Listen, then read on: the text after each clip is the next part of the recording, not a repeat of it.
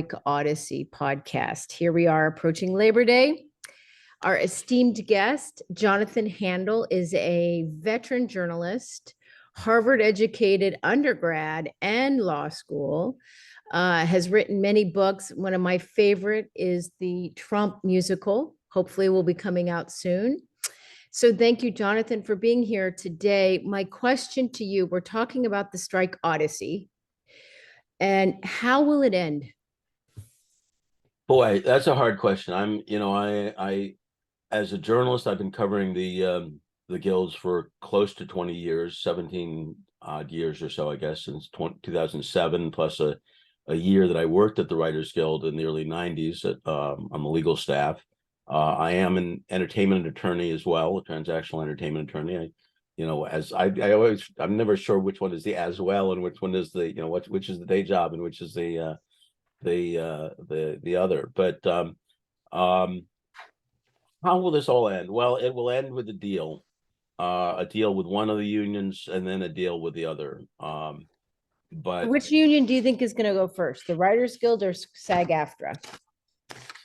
I think ultimately probably SAG-AFTRA, because the hardest issue is emerging to be the staffing of writers' rooms, of guild of writers' mini rooms, but the staffing, the duration of employment, the parties seem to have moved on, but the staffing levels, how many writers have to be, is there going to be a guarantee of a minimum number of writers for short episode seasons, for 10, 8, 6 episode seasons, just is a tough issue.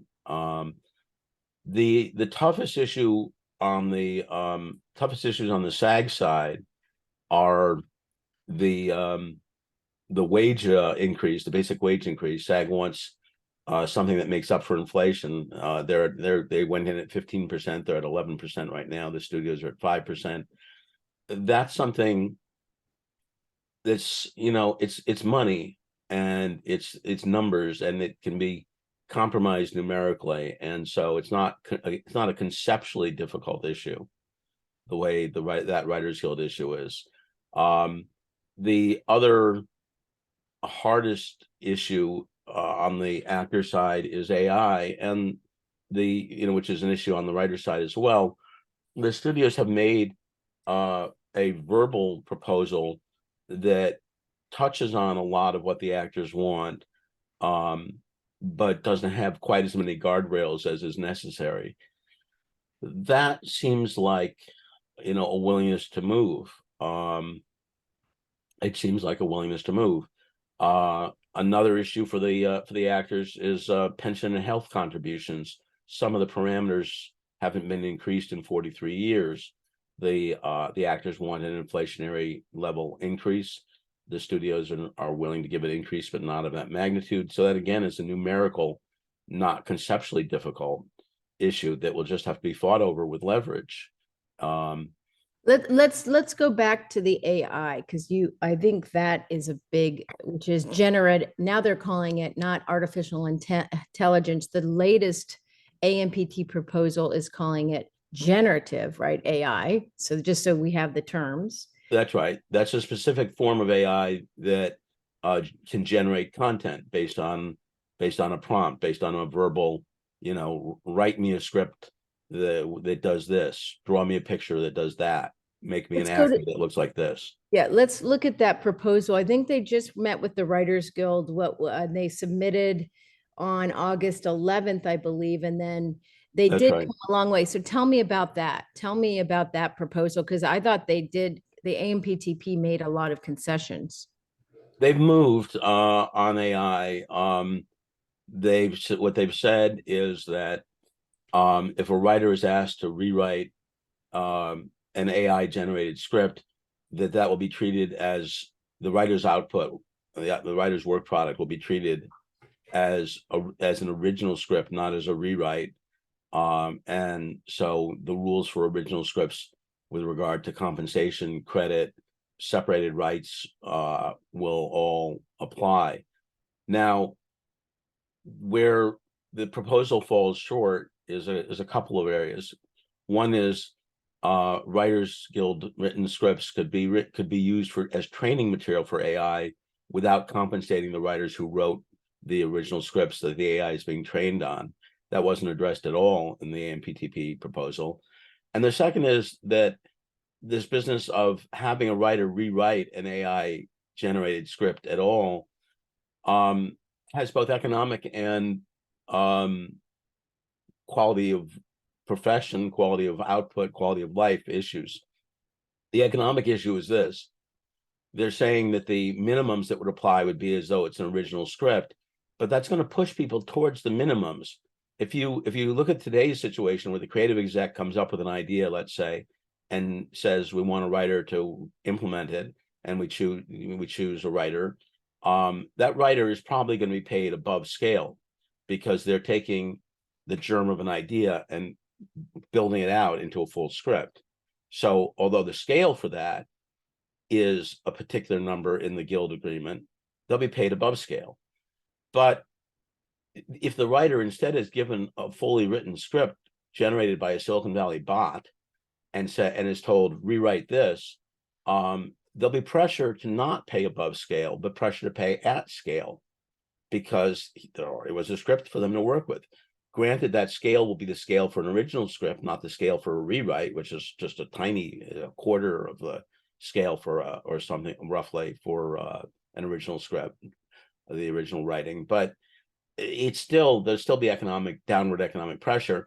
And the other thing is, if you turn the profession, it's one thing for someone to give you an idea and say, write a script that implements this. Your creativity runs wild, and you choose a writer based on what their creative take is on how they're going to do that.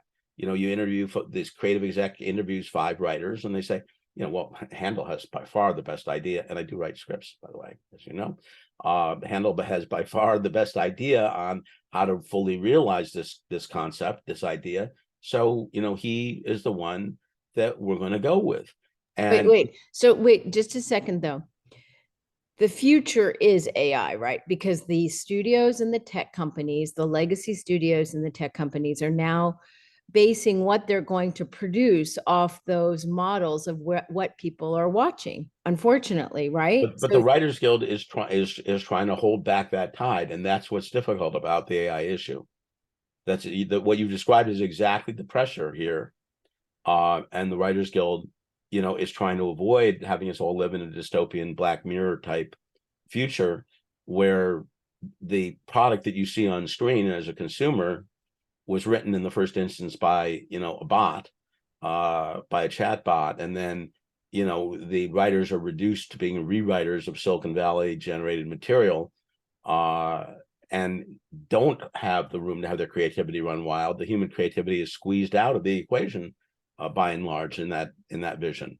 So I think this issue is not going to be resolved because I don't see the studios giving, and I don't see the writers. So let me pin that for now, because I want to go to AI with respect to SAG-AFTRA, which is quite different. So tell me more about the AI issue with SAG-AFTRA. The AI issue with SAG-AFTRA is an extension of, in a way, of technology that we already have, which is deepfake and CGI, visual effects technology. The AI issue, in other words, is digital, and what they call it in their interim agreement, SAG-AFTRA does, is digital replicas, which could be generated by AI, or you might not call it AI, or whatever you call it. You might call it VFX on steroids. But the idea of scanning someone's face and body and then generating, there are 2 distinct possibilities here. Okay, one is you generate a digital replica of that actor, and then the question is, how is the studio allowed to use that digital replica? The other is that you train the AI on thousands, tens of thousands, hundreds of thousands of film clips and TV clips and so forth, and you generate a synthespian that never existed. Someone that wait, I love that word, synthespian. Right. Are you spelling it CIN? How do you spell SYN for synthetic? I So got cinema. So synthespian. I got to write that down. So that's, you heard about the new James Dean movie, right? I haven't actually, no. So they're supposed to be coming up with another James Dean issue with the consent, informed consent of his heirs. So this is kind of an issue. So this, getting back to SAG-AFTRA, they want to have informed consent on these two different, like the synthespian, and then what was the other area? Digital replica. Digital replica. So we can divide them into those two categories. The digital replica looks like someone who actually exists. The synthespian is totally synthetic. Now, what SAG-AFTRA wants is informed consent at the time of use of the union and the performer.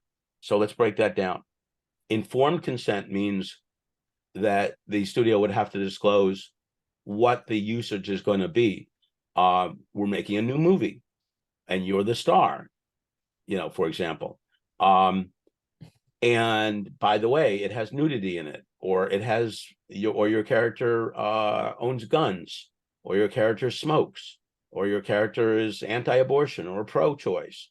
Whatever the potential triggers are, as it were, have to be disclosed. That's one thing. Informed consent at the time of use. What does that mean? That means when the studio is contemplating doing the reuse of the digital replica, in particular, that's when there would have to be disclosure. Because if there's disclosure, if it's enough to just disclose at the time of hiring the performer has no leverage because the performer doesn't yet have the job. So if the performer says, I mean, again, leaving aside 2 or 3 top performers, George Clooney, Tom Cruise, whomever, but most performers, if they say, well, I don't want to be later reused in a character who smokes because I'm very anti-smoking, they say, fine, we'll move on to Jane Smith. We love you, Ellen, but we'll move on to Jane. And they're like, wait, I don't have the job? No, you don't have the job. So consent, asking for consent at the time of employment, the performer has little to no leverage. If you say, Ellen, we love you for this movie, and Ellen's like, oh, I love the script. Okay, great, we'll do a deal. Now I'm in the movie. Later on, when they want to reuse Ellen for a new movie, and the Irish character is a hard-bitten smoker with with a 6-shooter and God knows what. At that point, you can say, well, no. But I'm curious what I think this is going to result in, and correct me if I'm wrong, is you'll have all of these unknown actors first time getting a gig, right? Because we're on a gig, and they most likely, because exactly what you said, if you don't give us all of those rights, then you don't get this part, and they'll just go on to the next person. Well, that's why they want informed consent at time of use, not at time of employment. So okay, so they have to go back. But my question, because they've already hired the actor at that point. Why? So at the time of use, you're saying then it will be these studios will be unable to do an in perpetuity kind of deal then. That's right, because the actor will say, I'll consent to smoking, I won't consent to guns, and by the way, here's how much money I want.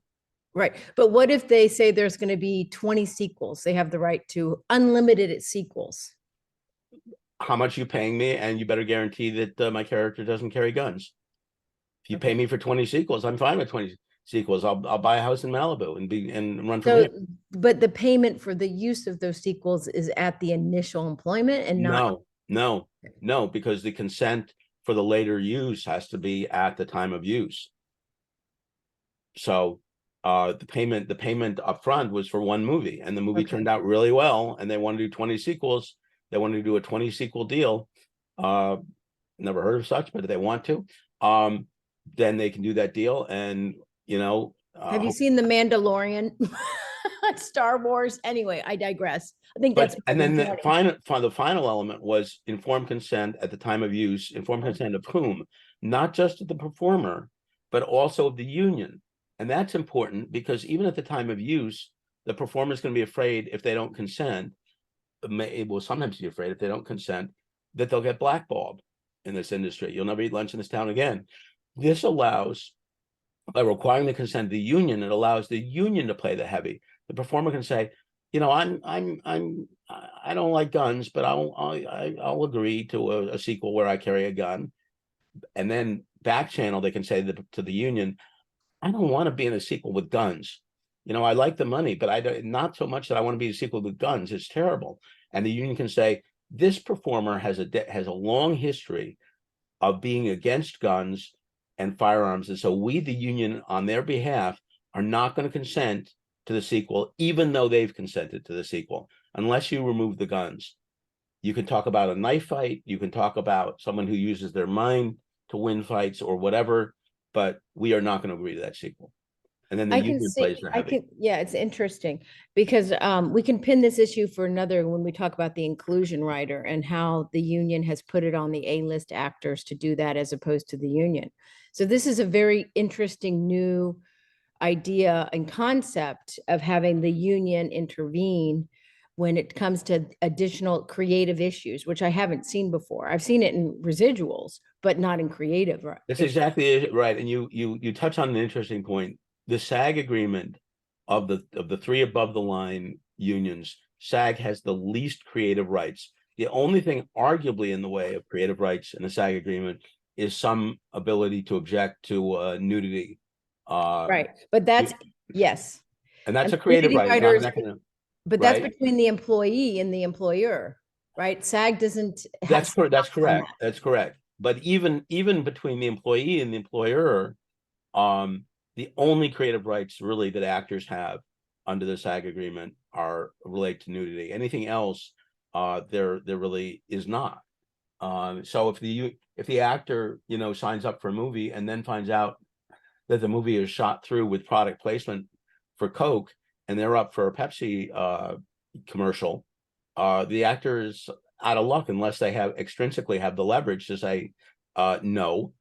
And if they're Tom Cruise, they have that, or whoever, they have that leverage, and they're probably even a producer of it. But if they're, even, you know, Gabrielle Carteris, former president, actor, makes, good money, but she's not she's not a Tom Cruise or a George Clooney or a Jennifer Lawrence. I'm just picking on her because her name comes to mind. What happens to her? She's someone who might have a Pepsi commercial and who might be in a movie where they spring it on her that the movie is shot through with Coke, and she's just got to grin and bear it. She's the number 3 or 4 actor in the show and doesn't have the leverage. So this is really interesting. The AI issue is a new era for SAG-AFTRA I with think so. respect to it's very different, and it's interesting to see what's going to happen. And then I think another issue we're going to briefly touch on this just for this is streaming videos on demand and the residuals, right? Right. So that's a big issue for both the unions, and you're right to remind us of that. The issue is this: there's an existing formula for streaming video, for programs that are made for streaming video and play on streaming video. What the unions want is an overlay formula. There's also, I should say, an existing formula for stuff that moves over from a different medium to streaming video, like Suits. Okay, has been a big success on Netflix, but it's not a Netflix original. It was originally a basic cable show some years ago. Um, the unions want an overlay formula, an additional formula that would cover both Suits and Wednesday or Stranger Things. So stuff that moved over and was very successful, stuff that was made originally for the streaming platform and turned out to be very successful. And this formula would pay at least those involved in successful programs an additional residual so that they are sharing in the success. The studios are resisting on this. This again, though, is a monetary. It's a conceptual issue. Do you let from the studio perspective, do you let the camel's nose in the tent at all and pay based on the revenue of the platform? But it ultimately also is an economic issue because SAG wants a 2% of revenue to be distributed in a pool. Well, you can envision 2% as a number. So once again, you can envision a solution where it's like, no, we'll agree to a 0.25% pool, a much smaller pool.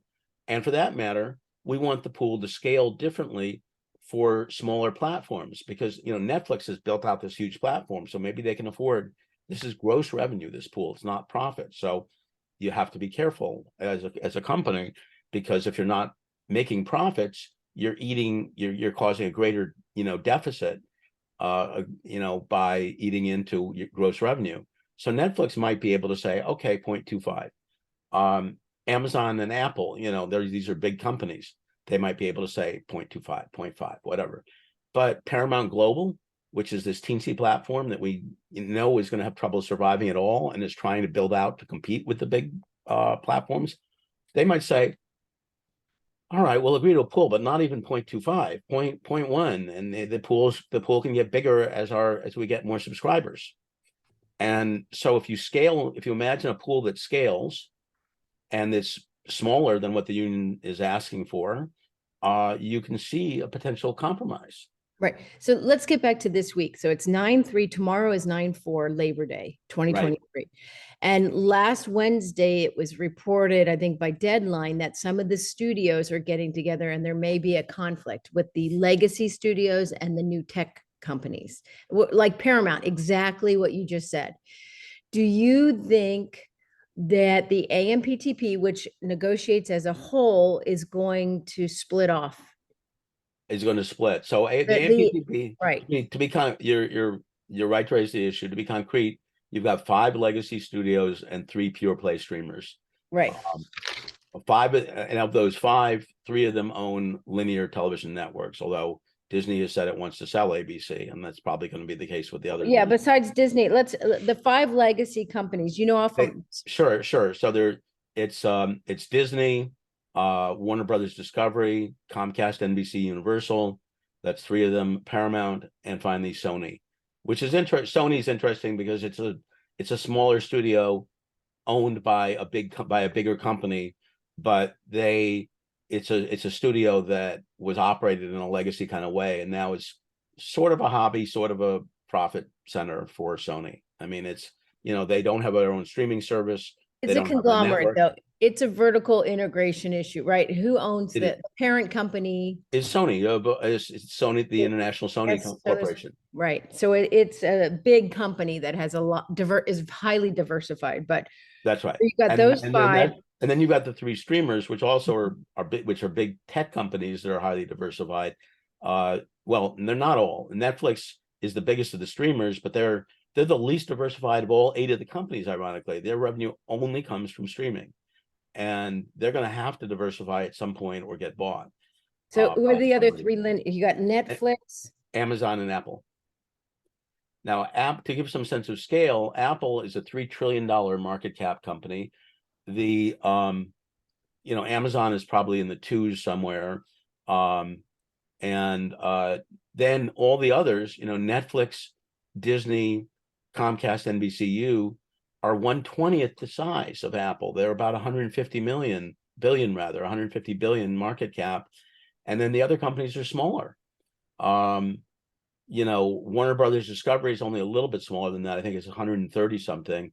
But then when you look at Paramount, it's a much smaller company. When you look at a company that's a big company that's a signatory, but not one of the negotiators, Lionsgate, that's another company that's going to, get bought at some point or combined with other companies. They just don't have the scale and the heft to compete globally, which is what is required to compete with Netflix. So the AMPTP started way back when. Nick Cowner ran it. Now it's Carol Lombardini. So I want to really focus on that because I think this is going to be the next area of movement in the coming weeks. When we talk about, I don't know. I mean, whether if what you're saying is that in the coming weeks that they'll split, I don't know that that's at all clear, but it is an area of a big question mark. What is going to happen to the AMPTP? Are they going to split? What happens when, if NBCU and Warner Discovery combine next year, which is a possibility, or Disney gets bought by, say, Apple or somebody else. It's under, 15 years ago with the last writer's strike, there were no streamers. The companies were much more aligned with each other. And even then, some owned networks, some didn't. Sony was less dependent. I mean, Sony can outlast the others in a way because it's the parent company can just keep providing revenue. But so even then, it was like herding cats. Carol Lombardini's and Nick Counter and Carol Lombardini's job. Nick's really at the time. Carol was his number two for. She's been with the AMPTP for 40 years as either the number two and then the number one. But now you do have these incredibly divergent interests, and Netflix actually has its own deal with SAG-AFTRA. So they made their own deal in 2019 before they joined the AMPTP. The next year they joined the AMPTP, but their deal continues. And in fact, in 2022, it was renewed for another 3 years.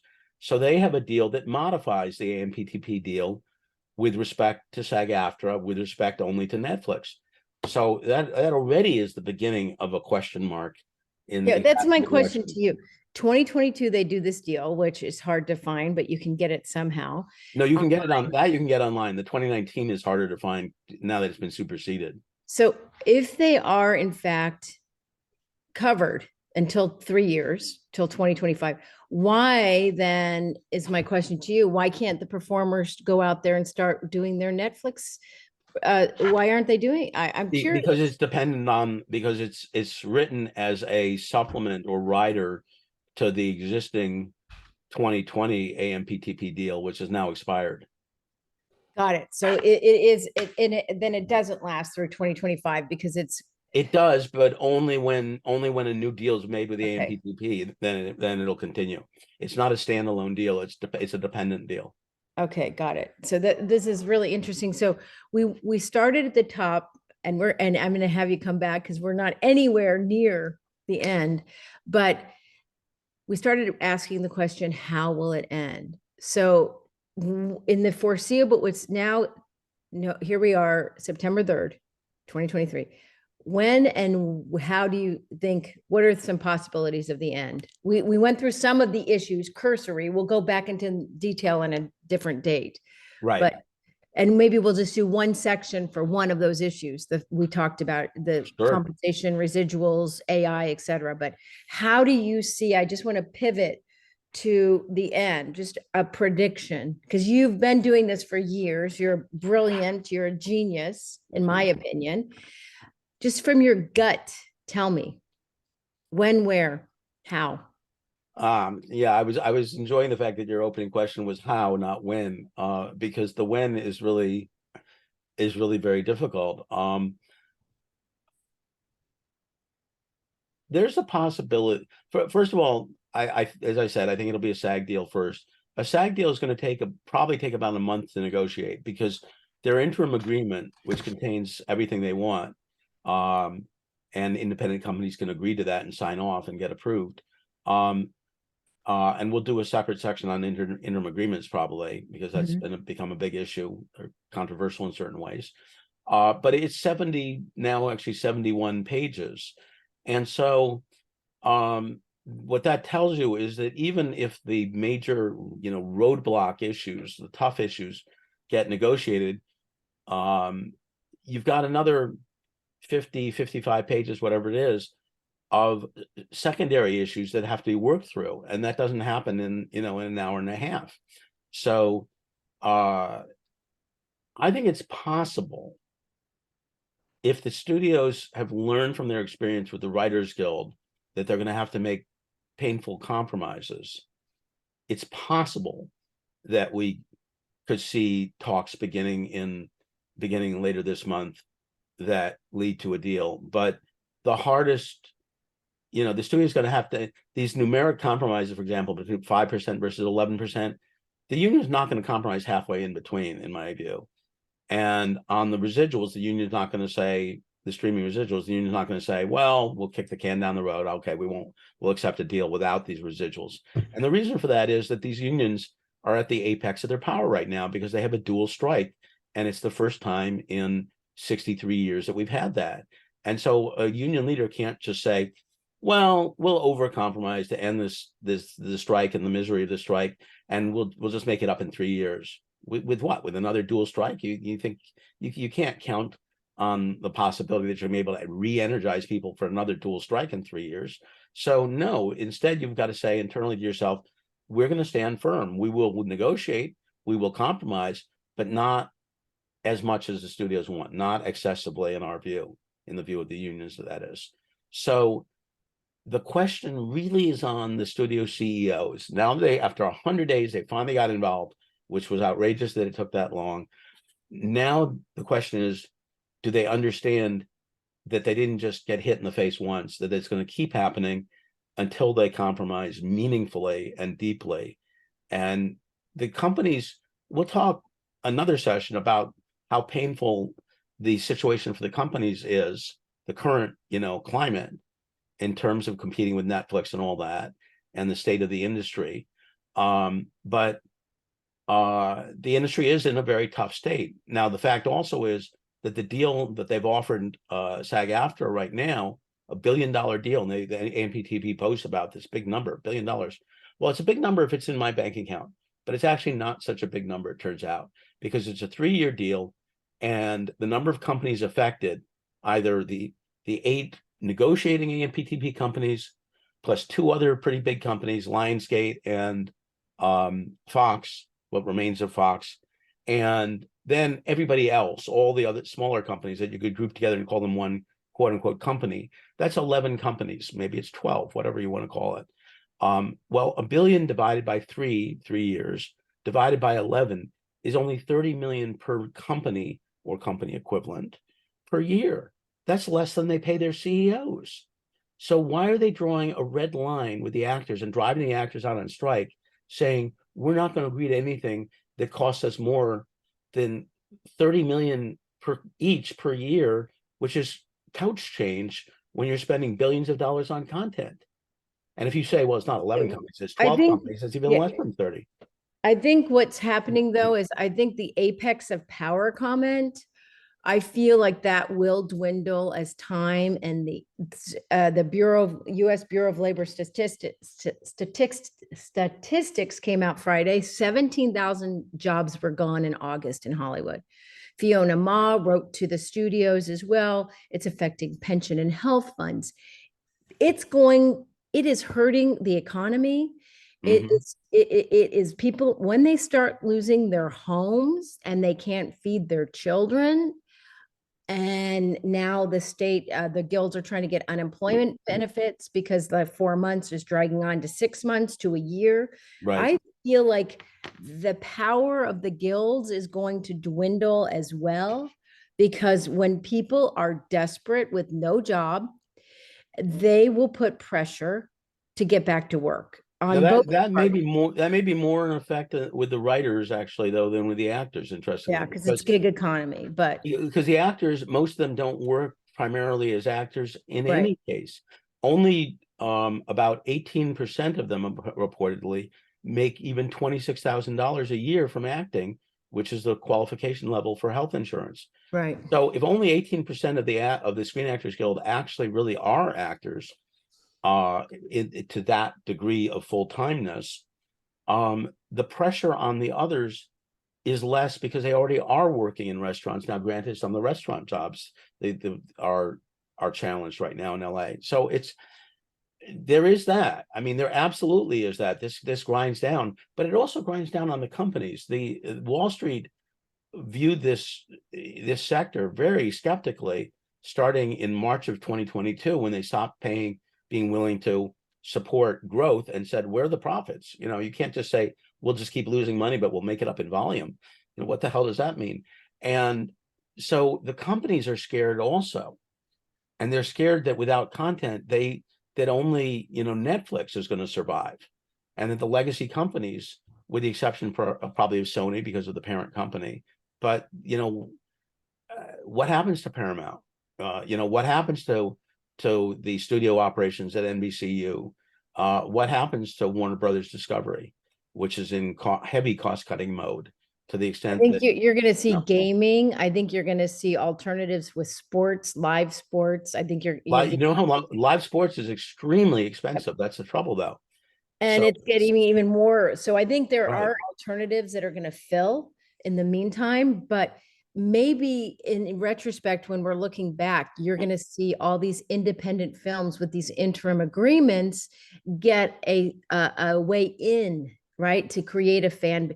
Maybe except that if they do, if an independent film gets a distribution deal on one of the major platforms, that major platform now has to pay 2% of its revenue as residuals to SAG. So Because maybe there's an alternative platform, is what I'm saying. I just feel like maybe in maybe which there's in which case the actors are working and the student and the majors don't have this content to distribute, and the independent platforms do. and your bill to watch Independent Films Are Us platform is going to be substantially higher than the $20 a month, like, or $30 a month Netflix was charging. So 20, maybe they're not yet at 30, but they're at yeah, 18. Yeah. right. So maybe it will be a course correction, giving opportunity to new entities that will pay and be fair and reasonable. So I kind of wanted to end with a possibility of a great thing happening, even if it continues to go down this road of Right. nuclear war. And And and I want to just say also that even if a deal gets done, were to get done with SAG, in now, we're not going to see production at normal levels till January or even February. And the right. reason for that is if it takes a month to make a deal with SAG, then close to a month for it to get ratified, because it's usually a 3-week, 3.5 week vote. Then you've got the fall holidays, Thanksgiving, Christmas, and New Year's. And in between that, after ratification, you have all these productions at once competing to schedule the availability of actors, locations, crew, sound stages, and other equipment and other inputs, because it's hard enough to make a single movie in the normal course of things. It's a three-dimensional scheduling exercise. Well, we have the director this time. Oh, but we only have the location, this haunted house, this time. Well, but we can't close 42nd Street except on these dates.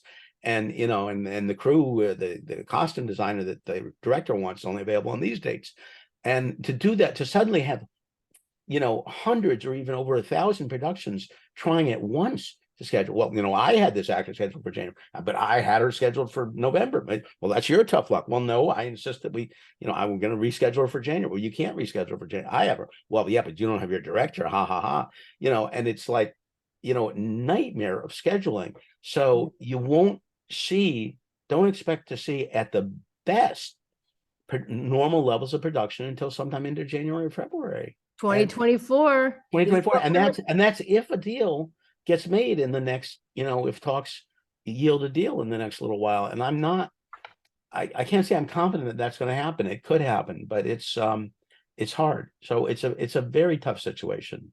It really is. And I hope the unemployment change, which California differs from New York and New Jersey on that, they are eligible for unemployment there. Yeah, But not and here. I think it'll pass. I think it'll pass hopefully sooner rather than later. But in the meantime, for those who are watching and the students that are watching this, because this is going to be shown to the class as well, I Right. think there's a great opportunity that this crisis presents an opportunity to kind of get those legacy companies, get them some competition, and they are going to be the competition. And That's um, right. And this one last com one hmm? last note though on opportunities, students should be aware, should not think to themselves, oh, this is an opportunity for my script or for me to take an acting job without an authorized interim agreement, because Right.